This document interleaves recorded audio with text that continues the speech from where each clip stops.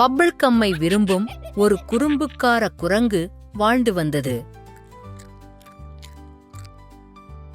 பூங்காவில் இருக்கும் குழந்தைகளைப் போலவே அதுவும் ஒரு பெரிய பபிள் கம்மை ஊத விரும்பியது.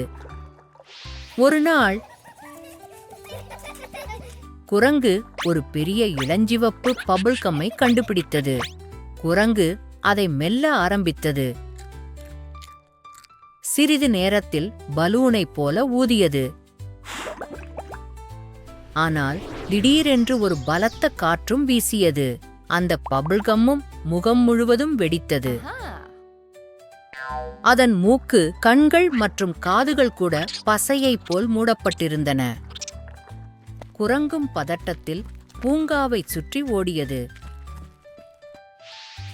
மற்ற குரங்குகள் எல்லாம் பார்த்து சிரித்தது.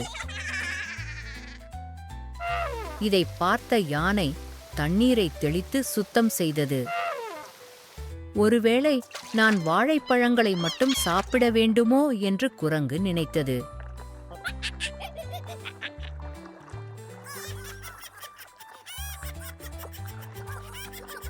குரங்கு கற்றுக்கொண்டது.